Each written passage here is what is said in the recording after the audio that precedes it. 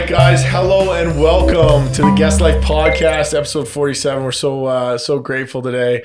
Beautiful day outside, beautiful day inside. We did it a little bit earlier today. We're fortunate enough to have Dre Bucci here, owner of Andiamo Barbershop. If you haven't seen him on Instagram, CHCH, he's everywhere. He's the reason I've got a sick fade. And also fresh coffee. So I was a little bit worried about this Nespresso. Honestly, man, sometimes there's a place for everything, right? Yeah. So yeah, guys, we're gonna hear a little bit about the story. So yeah, Dre, thanks so much for coming in. Yeah, thank you, man. This is great. So yeah, I met Dre just like if you see, I always find it interesting. When you come on to meeting someone in person that you've seen online and the concept around getting to know somebody, it's like, listen, man, I know you have a kid, I know you have a wife, I know you have a business. What's up, bro? How's it going? Good, man.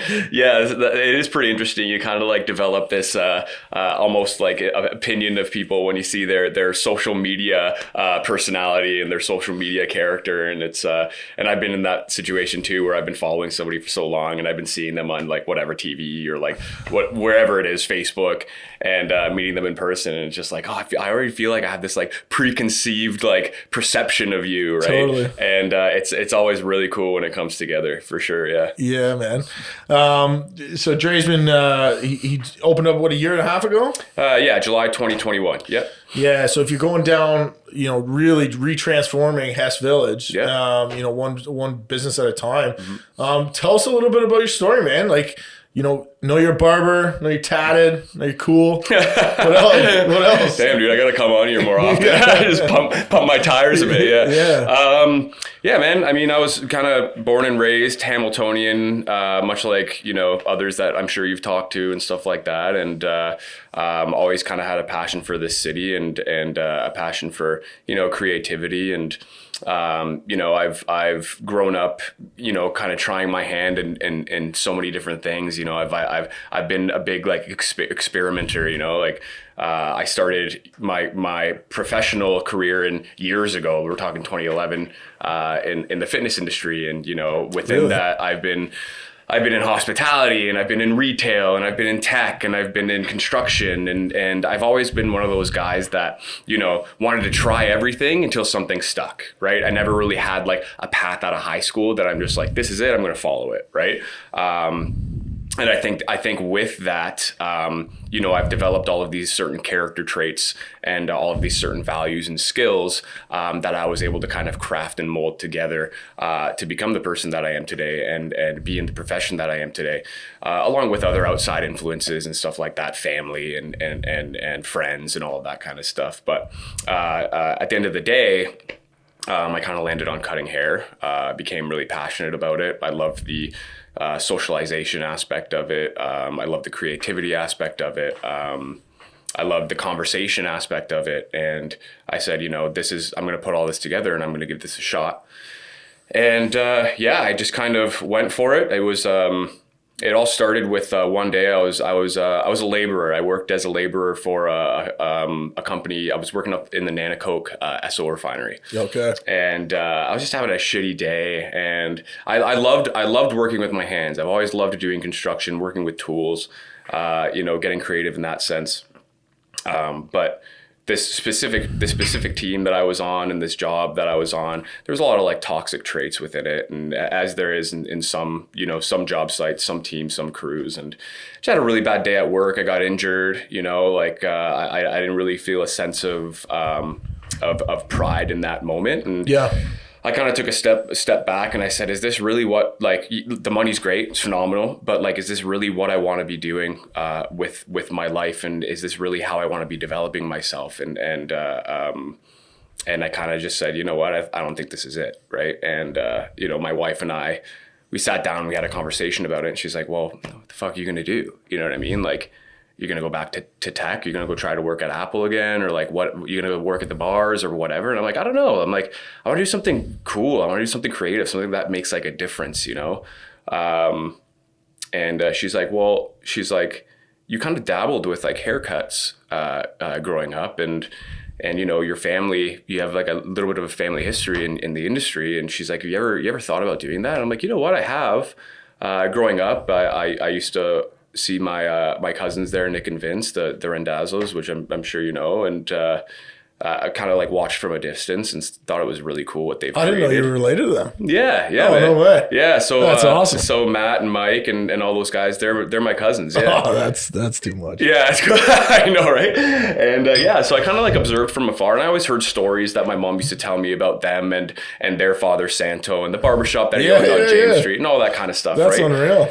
And I was kind of like, I guess subconsciously my whole life influenced by that, and like their passion to, you know, create something of their own, and their drive, and along with my dad's passion for small business and all, and he started a small business and he was a photographer his whole life. And I'm like, you know what, like I've always thought about it. I never thought of it as like a career, you know, like a money making sustainable career. And maybe it was, that was just my ignorance and lack of knowledge. Right. And I'm like, yeah, you know what, maybe I'll give it a shot. So what I did was we lived on Barton and James. We lived above the laundromat, right? And right below us was a barbershop called Architect Hair Design. And I kind of knew Pete, the owner, through some other friends. He's a Hamiltonian as well, and we're the same age. So I walked in there one day, and I'm like, hey, dude, my name's Dre. You know, I've dabbled with clippers when I was a kid. Used to like line up my buddies before like going to the club and all that kind of shit, right? And you know, I think I could be pretty good at this. Like you can have somebody teach me the technical aspect of it, but I think I can create some pretty good experiences for people. Amazing. And he's like, yeah, you know what? Like, good timing. We're actually looking to bring on an apprentice. And I said, great. So he gave me that opportunity, which I forever will have gratitude towards. And I came on, and he's like, we're going to put you through a 1-year plan. You know, you're going to go to school. I'm like, great. You're going to, you know, work with Kyle, who is my mentor in the industry throughout the last few years, like my first couple of years in barbering. And yeah, we're going to bring you in once a week. You're going to tell us what you're struggling with. We're going to tackle it. And like in the meantime, you're going to be going to Burnham Thorpe Collegiate, which is in Brampton there. And you're going to be going through the Ontario College of Trades hairstyling program. I said, sure. So I kind of had my back up against the wall because I was, you know, pushing 30 and didn't really, there was a lot of uncertainty. Luckily, my expenses and stuff like that were pretty low, and I had some pretty solid investments and stuff that kind of kept me secure. But I did essentially a year's worth of work in 3 months. So I was making no income. Yeah. I was helping my cousin at his bar at Culicino in Burlington on weekends and working for tips. And yeah, and I just hammered it. I hammered it. I remember I turned my spare room in the apartment into a barbershop, and I was doing free haircuts. I was doing like 10 free haircuts a day, like 7 days a week. And I just wanted to get good at it so bad because I wanted it to happen for me. You know what I mean? And that's what I did. I just hammered it. I did a ton of work in like a 3-month period. That turned into, you know what, we're going to bring you in once a week, to, you know what, we're going to bring you in 5 days a week. Few of those days are going to be shadowing. One of those days it's your chair. You're going to bring people in that you know, right? We can't charge full rate for you yet and bring, you know, random strangers into your chair. And but like, that's what we're going to do. I said, okay. So I did that for about a month. And then he's like, you know what, man, like, I think we got something. So at month 4, I had an open chair. I was open for bookings, and I had people off the street coming in for haircuts, and I was really focusing on client retention, and I really worked towards building that clientele along with, you know, getting better at the skill. And towards the end of my time there, I was 5 days a week, full chair every single day, right? So that's where the whole barbering as a career started for me. And what was that duration like? Like how long did that take to do? So from the moment I went and chatted with him to the moment that I was booking consistently like 8 to 10 haircuts a day was about 8 months to a year. Totally. Yeah. Yeah, and people just think it happens overnight, right? Like, I mean, that's probably freakishly quick. It's quick, yeah, for sure. But the amount of time that it takes to develop yourself in an industry all depends on the amount of the time that you're investing into it. Right. Totally. So, you know, you can be a barber, and I've had some people come on to Andiamo that were barbers that, you know, thought it's what they wanted, and their expectations might have been a little skewed. Like, you know, I'm going to learn how to cut hair. Once I do a great haircut, I'm going to have a full chair. Right. And that's not really how it works. Right. So, you know, you got to grind just like anything else, man. Like, it's not going to be given to you. and you can depend on the brand and the business that you're in when you're cutting hair to help you out with gaining that new clientele, but it's up to you to create the experience to have them come back, right? So that sustainability piece is what the most important aspect of being a barber is. It's like, sure, you can do a haircut, so can 1,000 other people in Hamilton, right? What's gonna differentiate your experience versus theirs, right? Is it the haircut, or is it the overall experience with the customer service, with the haircut, with the personability, the conversation, and I think circling back, drawing from all of those different traits from all the different industries that I've had, it kind of equipped me with these skills that made me really good at the overall experience of being a barber, right? And I think that along with the work ethic that I gained from construction, and the motivation and drive that I had just as a character trait, kind of put me in a good spot. Yeah, that's powerful stuff. Like, I think, I just totally agree. I find a lot of the times people understand or don't understand that they're in the services space of, like, you're the first and last person that they experience in that business. Yep. And a lot of people can see past things, but, like, you go back to the restaurant for the waiter or waitress. You go back to that bar for that bartender. How they make you feel, the compliment they give you. The reassurance that they've got you taken care of. Yep. 100%, man. It's like, you went away and you got a shit cut. Don't worry, I got you. That's it, man. That's like, I always tell people, you go to a 5-star restaurant and the food's fantastic, but the service is atrocious. The odds of somebody going back to that restaurant are pretty fucking slim. You go to a restaurant that has pub food and you have an amazing server and a great overall experience, they're going back. Yeah. That's just the way it is. Yeah. Right? People want to feel good. Yeah, you might just not order the food next time. Right. Yeah, exactly. Right. So, right? Like, I think that's the whole point of it. Like, that transparency and that understanding is just so crucial. And knowing that from an early stage of an entrepreneur's journey of, like, it doesn't matter what you're doing. Yep. Make it memorable. Exactly. In a good way. Create an impact. Yeah. You know what I mean? Like when that, I always tell my barbers on my team, I say, the last thing I want my client to talk about when they're telling other people about this place is the haircut that they got. Totally. You know what I mean? It's kind of like how Simon Sinek preaches, like, sell the why. Yeah. Right. And Apple, you listen to one of their keynotes when they're releasing a new product, and they're not talking about the product at first. They're talking about how it's going to impact your life. Totally. Right. And those are the things that resonate with people the most. Right. How does this experience make me feel? And why do I want to go back based on that experience? Because haircuts are haircuts. Haircuts are technical. Anybody can learn how to do them. Right. Mm-hmm. But at the end of the day, if somebody walks out our door and says, man, like, I went to this barbershop, it was really fucking cool. They had coffee, the music was bumping, you get a beer if you want. I sat down with Dre, we had an amazing conversation. We talked about, like, his history, my history, like, what my job is. Like, he was invested in me, I'm stoked to go back. And what I want to happen is, but, like, how is the haircut? You know what I mean? like that. I want that to be secondary, right? No, it's great that you have that vision and that mindset. And if, from going to your spot, it is an experience from start to finish. Yeah. To having, the fresh cannolis, which, sometimes I wish you didn't have.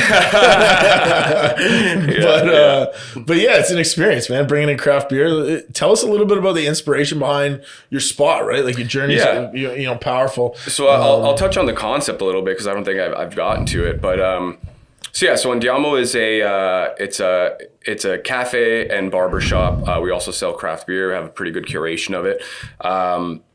It's Italian influence. It's very eclectically designed. It's a little bit polarizing when you walk in for the first time. It's bright, it's colorful. It looks nothing like a barbershop, right? And we did it that way. We did it that way on purpose. It's memorable. Yeah, for sure. Yeah. And it's a little more inclusive, right? Like, we kind of wanted to veer away from that. I love the traditional barbering culture, and I love the technical aspect of traditional barbering and the hot shaves and all of that kind of stuff. But the personal culture within the industry can be a little bit toxic and not very inclusive, and sometimes make people feel uncomfortable with the conversations that are had at shops and all that kind of stuff. And I wanted to create a space that you can be a dude coming in for a haircut, or you can be a woman coming in, working on her computer, having a coffee, writing a paper or something like that, right? So I wanted it to be welcoming and open to anybody to enjoy. and create that kind of like vast demographic versus like, this is cookie cutter what we're supposed to be and what we're going to do. Right. So with that, like we created that kind of cool, unique concept. We're in George Street. So that's in Hess Village. And there's a reason that I chose George Street. It might not be, like some other business owners and entrepreneurs might look at me and be like, why would you open a spot like that? Like that, something like that belongs on Locke. You know what I mean? Something like that belongs on, James or something. Right. But I have a passion for opportunity, I guess you would say, and a passion for, change. Right. And I saw there was both opportunity and also opportunities to change the dynamic of an area that's been kind of stigmatized over the years. Totally. Even when I was telling people before I got the lease, I'm thinking about opening a barbershop. Where are you going to open it? Oh, I would even say, George Street, and they're like, where's that? Yeah. And I'm like, it's between Queen and Hess, and they're like, oh, Hess Village, and I'm like, and I think there's so much potential in that area. It's just such a beautiful area, and these buildings are incredible. And there's this amazing foundation to create something great. And it just takes people that are opening businesses like mine to get there. Right.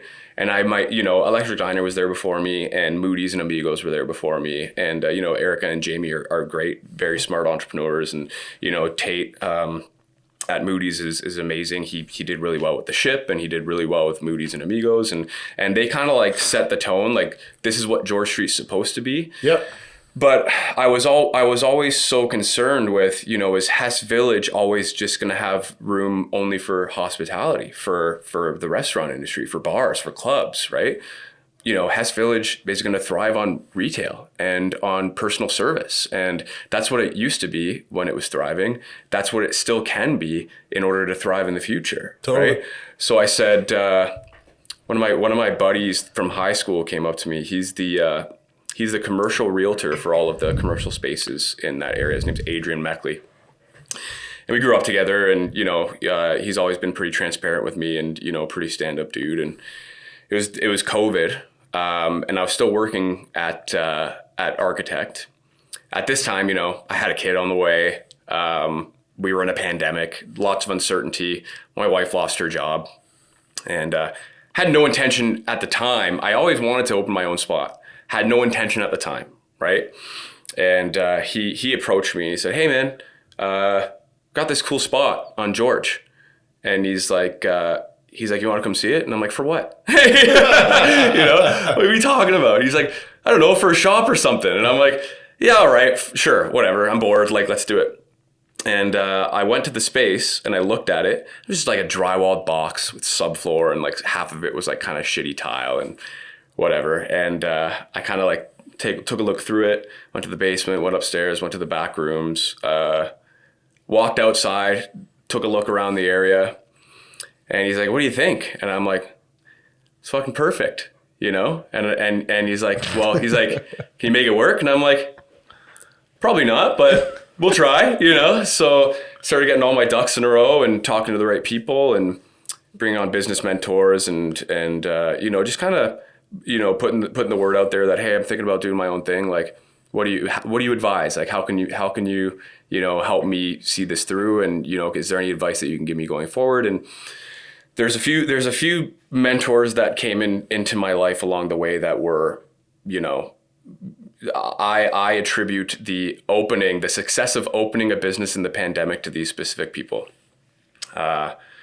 Two of them own Motel, Chris and Bardia, now longtime clients of mine. They kind of helped me along the way with any reservations that I've had on like operations or like creating a concept, or, is something going to be cool enough for people to, post on Instagram and tell their friends. Right. Totally. And they kind of helped me through that journey and created comfort within my knowledge of and understanding of how they did it and how it should be done and how it can be done successfully.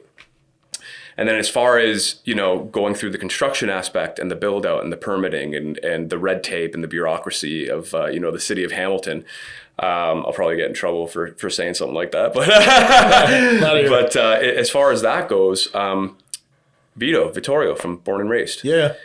It was interesting, man. Like I remember I had the space. I got the keys to the place the same month that my son was born. Right. And I remember fucking shitting bricks, man. It was just like, my wife was on mat leave, still didn't know if she was going to have a job at the end of the day. I had a kid on the way. I had no idea what that was going to look like. Lease was already signed. I have a 10-year lease, right? At this point, you know, it's November. We're going to start construction. I brought in a general contractor that I knew of.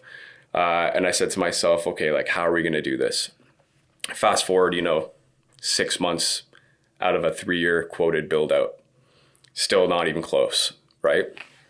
And I'm walking, I used to live on James, like I said, and I'm walking down James Street, and I knew Vito, like, just from association. Like, I know a lot of people in the city, and I'm sure you do as well, but I was walking with my kid in the stroller, and I was going to get a coffee at Rocky's place at St. James. And he stopped me. He's like, hey, man. I'm like, hey, dude, how are you? He's like, good. How are you? I'm like, good. He's like, hey, I heard you're opening a business. I'm like, I am, yeah. He's like, sounds cool. Heard about the concept. Sounds fucking awesome. And he's like, how's it going? And I don't know if it was because I was just in a very, like, low point in the journey. I was very skeptical of what I was doing. I wasn't being positive about the whole situation at all. I just felt like shit, you know?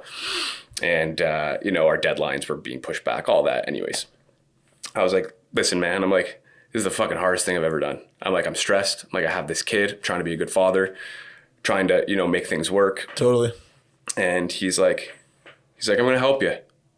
And I told him specifically, the specific thing that I told him was, I have all of these things that are happening and I have a deadline, but the city is making it very difficult for me as far as correspondence. Everyone's using, oh, sorry, everything's pushed back. COVID. Everyone had the COVID excuse. Sorry, it's COVID. Sorry, it's COVID. Sorry, it's COVID. And I was waiting on a building permit to be pushed through, and it just wasn't getting anywhere. I was talking to people every day in the city. It just didn't seem like I was going anywhere with it. It's like, listen, man, I'm going to help you. And I'm like, oh yeah. He's like, yeah. He's like, send me an email. He's like, list in this email everything that you just told me. And I said, okay. And, you know, flipped him the email, and I'm like, I don't know, like, what's he going to do for me, right? Yeah, but I knew, you know, Vito is a pretty successful entrepreneur in the hospitality industry, and he does really well, and he has a good head on his shoulders, smart guy. So I kind of put a little bit of faith in him, and, you know, I just kind of had that, you know, subconscious trust. So I told him, I just listed everything out, what I've done, what I need to do, what needs to get done. And a couple of days later, he's like, hey, he's like, flipped your email to a few people. He's like, we're going to get this rolling for you. Like, I'm not even fucking shitting you. From that day on, things were happening. People were coming into the space. People were taking notes. People were doing inspections. You know, building permits would push through. We were hitting deadlines. Really? Yeah, man. And I think, and I always told my team when we first opened, I said, this guy walks in here, he pays for nothing. Yeah. For life. That's it. His haircuts are comped. His coffees are comped. His beers are comped. Whatever he wants, you know, because none of us would be here right now, you know, if it wasn't for him. Awesome. If it wasn't for him coming to my life and taking me aside and being like, hey, dude, how you doing? And he never asked me for a thing, not once. And I hold a tremendous amount of respect, and I value people like that so dearly. Yeah. Yeah, man. That's just an amazing story. And, you know, as you kind of go through the journey of like being an entrepreneur and it becoming such a potentially lonely place, mm-hmm. for having someone like that to come in with, you're like, okay, this is good, this is cool, but and it's tough too, because now all of a sudden there's an expectation from someone you're not paying. Exactly. I'm sure that must have been challenging to even go through the thought process of. For sure, yeah, man. Because it's like now it's like, you know, he vouched for me, you know, and he put his reputation on the line, right? And he said, I have this guy that's struggling to get his business off the ground. Fucking help him out here, right? And yeah, like especially in the first few months, it's like, you know, I gotta make this thing happen, you know, out of respect for, you know, Vito and all of the other people that, you know, put their neck out for me to give me this opportunity, right? Totally. Yeah.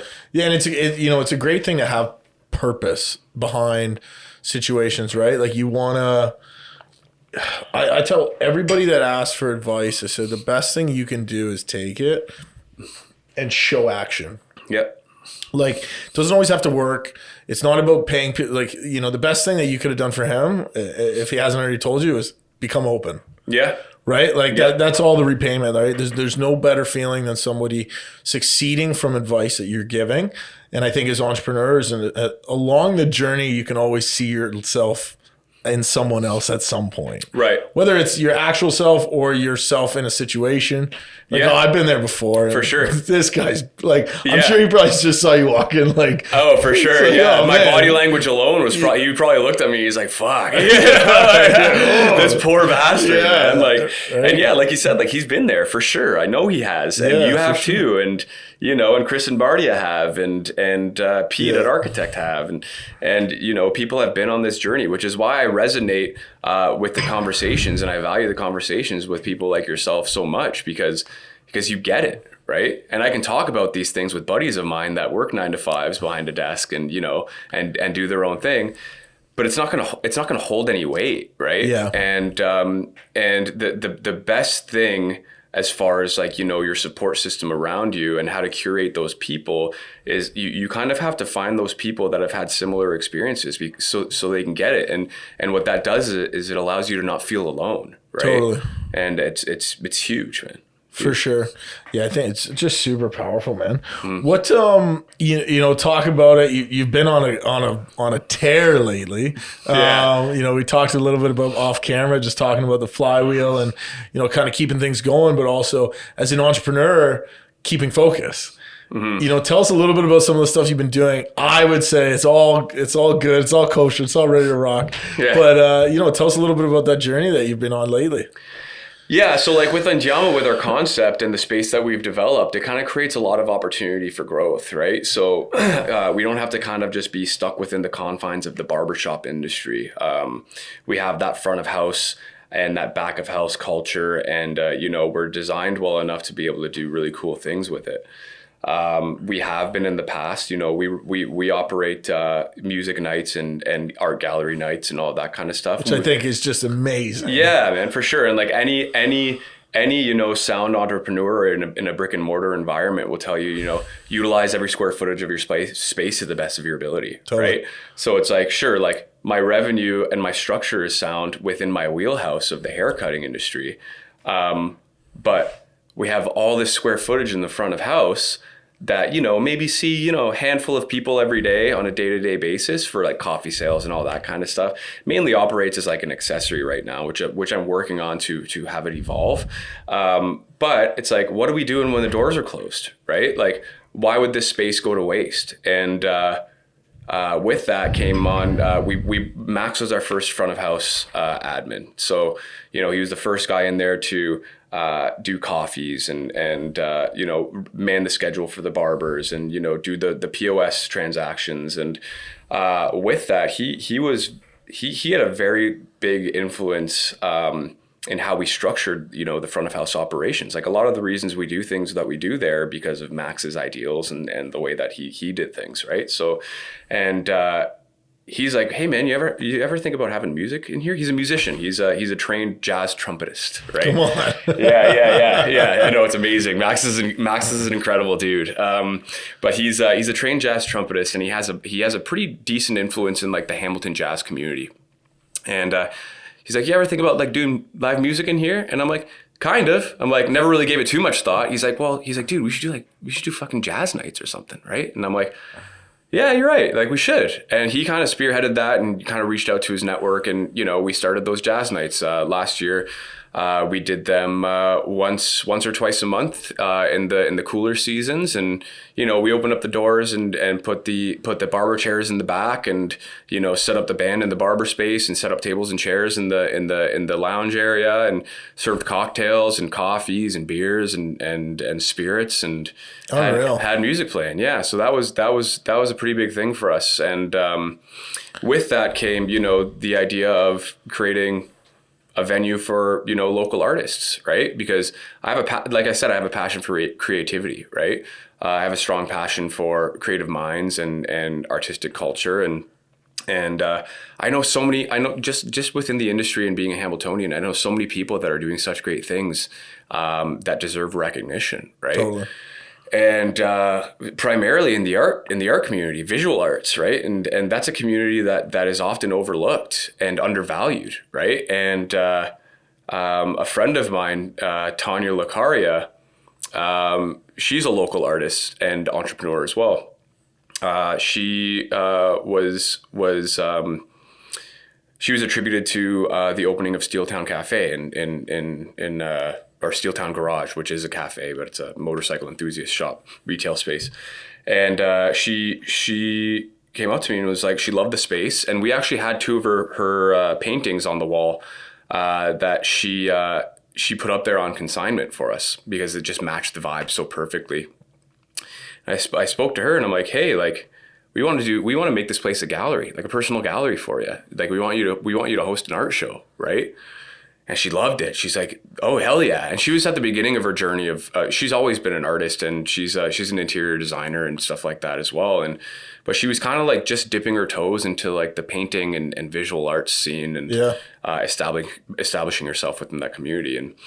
And I said to her, I'm like, space is yours. I'm not going to charge you for it. Bring your network, bring your people. We'll open it up. We'll market it. And we'll do like a cool little kind of like art night, art gallery, pop-up art gallery, Tanya Lucaria, right?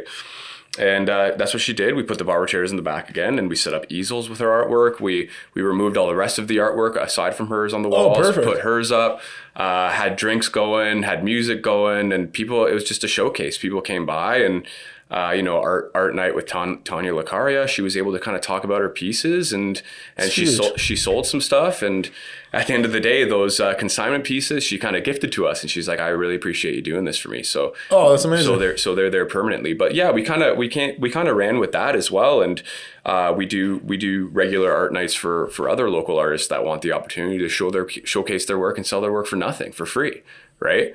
Most galleries you either have to win space in a contest or something to host your art there, or they charge you like a fee or a consignment fee or whatever it is. And but I value, like I said, that world so greatly that I'm just like, the space is here for you. You know what I mean? Like come utilize it, right? Totally.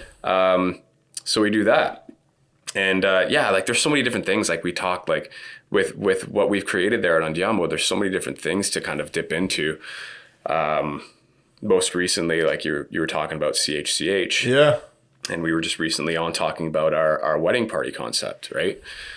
And I was kind of telling you before how we've always kind of structured like almost like a la carte services to wedding parties, right? So say you're getting married and you coming in with the boys. Yeah, exactly. Yeah. You, typically how it worked before is it was a very casual conversation with a client or Tara's client, Rochelle's client, whatever.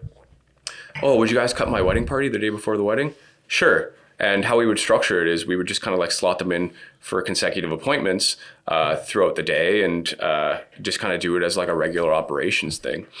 And then I kind of the gears started spinning a little bit and I'm like, why don't we we talked about creating experience for people. What makes our experience different from everybody else's, right? And I'm like, why don't we structure something, like put something down on paper, like create like a menu or like structure something, make it like an event, personalize it, right? Totally.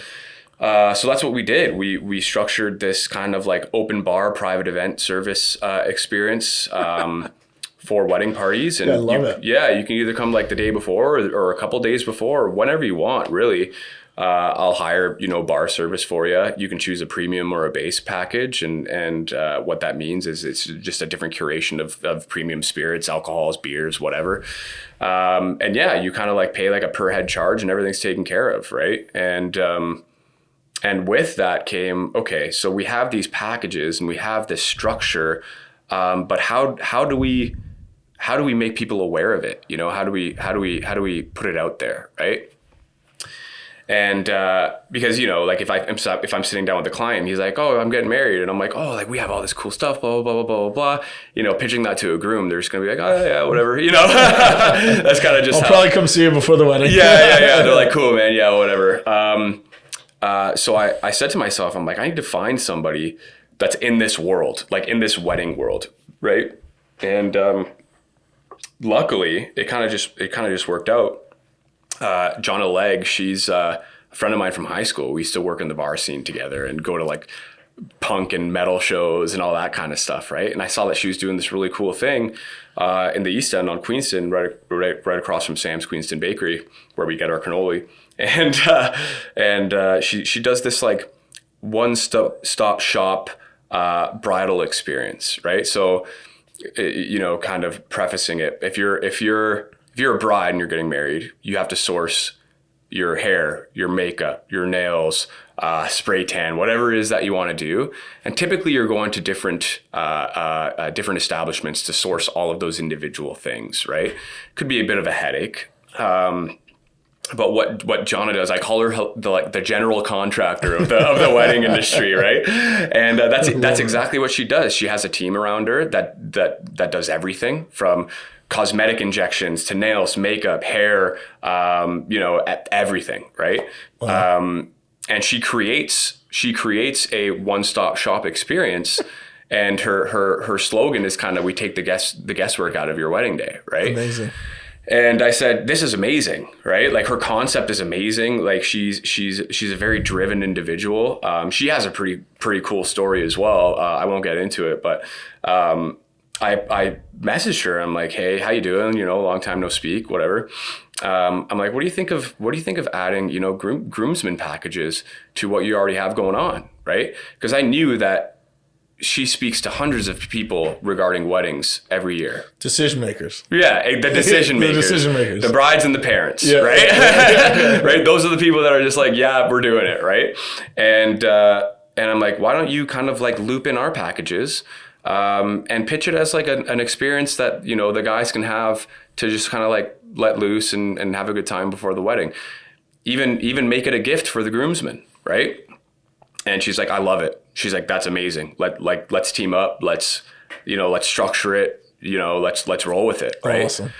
And we did a little bit of building the concept to, you know, we had our own separate concepts, but we did a little bit of building it together and structuring it together and, you know, coming up with a marketing strategy together on how we're going to push this specific aspect of my business and her business. And yeah, Chosen Canvas and Andiamo was kind of created. And since then we were on CHCH. We've got a few other appearances that we're going to be doing in the next few months. We've got print ads coming out, you know, like bus ads and all that kind of stuff too. And we're wedding shows, and we're really trying to make an impact because we're the only people in the province that do a combined one-stop shop groomsmen bridesmaid service. Yeah, it makes total sense, right? And especially like that special day, you want to make it memorable with more than just, oh, I'm going to get my hair cut, because it really isn't, right? You go to Andiamo and it's not just a haircut. And that's the thing too. Like when we're pitching our packages, we're not even pitching the haircuts, right? And we know, like I know just being in the industry for so long that, you know, having a barber is a very personal experience. It's a very strong relationship. And I get that. I empathize with that. I understand it, right? So we actually structure services as add-ons to the package, right? Amazing. So the package itself is structured that it's structured with the bar experience. So it's open bar. It's structured with the private event experience. So we're closed for just your party, and the staffing experience. So we have a bartender that's there just for you, right? Perfect. And then if you want to get a haircut, sure, we'll add it onto the package, right? Because I know there's going to be some guys that want it, and there's going to be some guys that don't. And then we have a cleanup price as well if you want to clean up your existing cut from your barber, right? So that's kind of how we got that sorted. Amazing. Yeah, man. Man, it's so cool. So many different things on the go. The guy doesn't stop. I should though. I should at some point. You know, we always finish off with this is what advice would you give to your younger self? It's a good question. I think the biggest piece of advice I'd give to my younger self is be present. Be present in the situation that you're in. Observe where you're at. See where you can improve. Don't be stubborn. Accept advice. Accumulate resources in people. And what I mean by that is find the people from a young age that are going to influence you and push you forward and move you towards your goals. Not from a selfish perspective, but just from like an overall development and, you know, healthy lifestyle perspective, right? Totally. And just have fun with it, man. And you know, there's going to be struggles along the way, and there were, you know, when I was growing up, and just learn from them as best as you can. Amazing. Well, guys, you know, it's been an absolute pleasure getting to know Dre here. I'm fortunate enough to know him personally. So, you know, thanks so much for being on the show. Guys, you're going to be able to check him out on Instagram. His page is absolute fire. We're going to post a bunch of stuff on what he's got going up, what's coming up next. And we always ask ourselves this question, guys, but why not me? Why not now? And Dre's a great example of that, you know, taking those big hurdles, those big steps in the next direction. So thanks so much for being on the show. Thank you, man. I appreciate the opportunity. And episode 47, guys, you'll be able to find us out. You know, we want to thank everybody that tuned in. You know, without you guys, you know, sharing, liking, and being part of the journey, we wouldn't be here. So thank you so much. Sweet. That's it, bro.